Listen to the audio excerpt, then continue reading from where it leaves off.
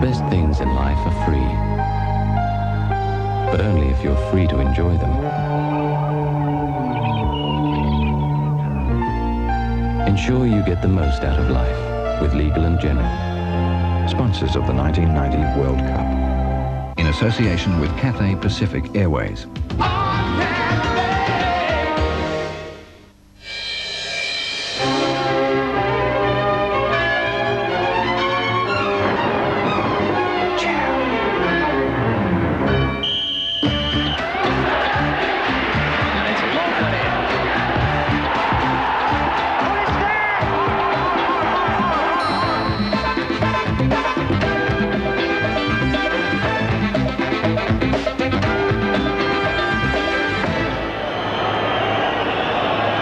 This really is a pressure penalty. And Bonner saved it to Irish delight.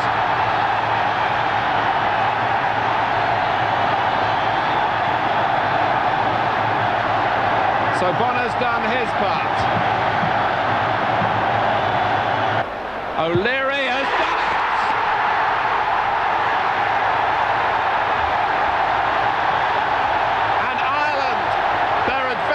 Goes on. Their first World Cup, and they're in the quarter-finals. Earlier today, the Republic of Ireland joined 4 other sides into the quarter-finals, and now it's hosts Italy against South Americans Uruguay in Rome, a fitting venue for a sudden death match in a city renowned for its past historical battles. Italy's recent form is impressive, 5 defeats in 40 matches since the 1986 World Cup in Mexico.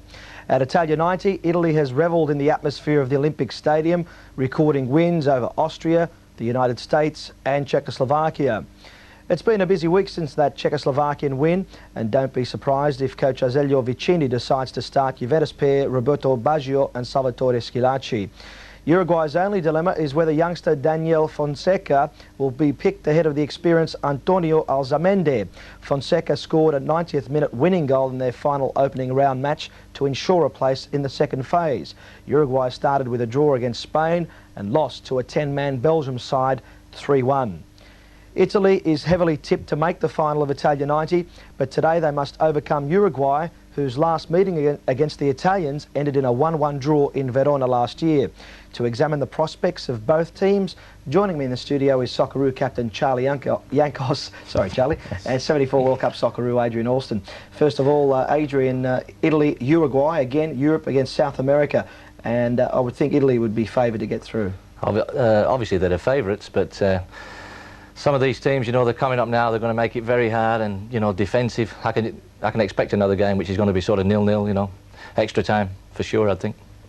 Charles, I don't agree with that. No, I think it might be a little bit different. Based on Uruguay's last performance, I wasn't impressed at all. I thought players like Sosa, Francesco Lee would be doing a lot more and dominating games, and against South Korea they should have done a lot more, and they were very lucky to win, as I say, right near the end.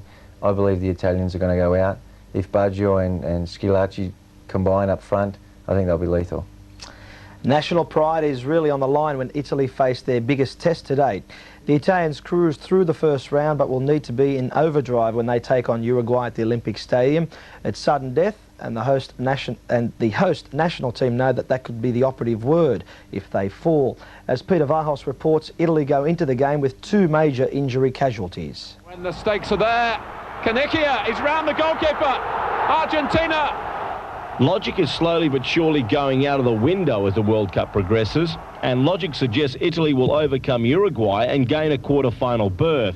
But the sudden death formula is slaying some of the big names, and Italy's captain Giuseppe Bergomi rates the South Americans highly by stating they are superior to the 3 nations Italy have met to date. But the Italians have their injury woes, with Sampdorian whiz kid Gianluca Vialli still nursing a calf injury, and star midfielder Roberto Donadoni with a knee complaint. The AC Milan player won't pull on the Azzurri shirt for the match, but hopes to be fully recovered for the host nation's next assignment. Ma adesso è importante per noi passare questo turno domani contro l'Uruguay. Poi io spero di recuperare per la partita successiva e di essere a disposizione della squadra e del mister se vorrà utilizzarmi. The profile of Italian football has never been greater. Looking around, the amount of foreign journalists here today implies that. But if they beat Uruguay in what is considered their biggest test in Italia 90 to date, most of these journalists would feel that Italy are on their way to their 4th World Cup. Italy's pre-tournament favouritism has now turned red hot thanks to Salvatore Schillaci and Roberto Baggio. The Sicilian sensation had not scored a goal for his country before the World Cup, but Italia 90 has changed all that and his football life. He has become Italy's hottest property, and the team's on-field leader says when someone scores in this country, they deserve all the attention. In Italia è così, quando uno fa gol le attenzioni sono tutte per loro, quindi diciamo che se lo meritano. Schillaci concedes that he could be a marked man against the physically strong Uruguayans in the Olympic Stadium encounter. He says his preparation will be no different.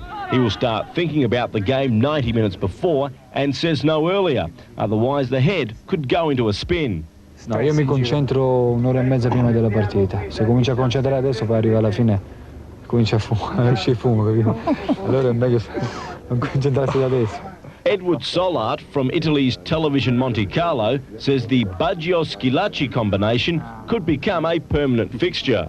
They can stay together in this team, in the lineup, and they are fast. They are very strong players in the short space in the field, and they can put in trouble many teams.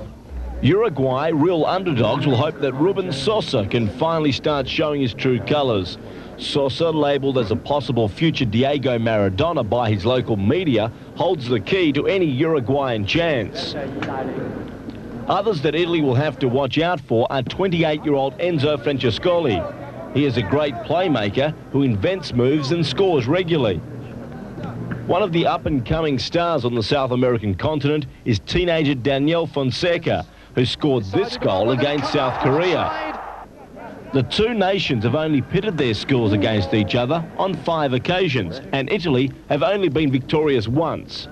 One suggests this game will square the ledger at 2-2.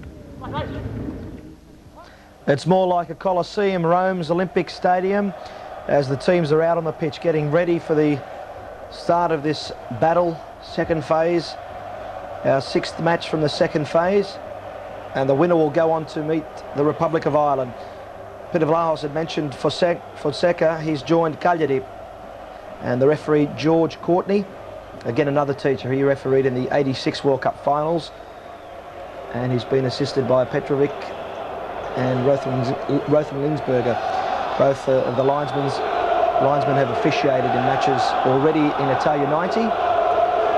And in 5 previous meetings, Uruguay beat Italy twice and lost once. And that last match I mentioned earlier on was a 1-1 draw in Verona. 75,000 fans await the national anthems.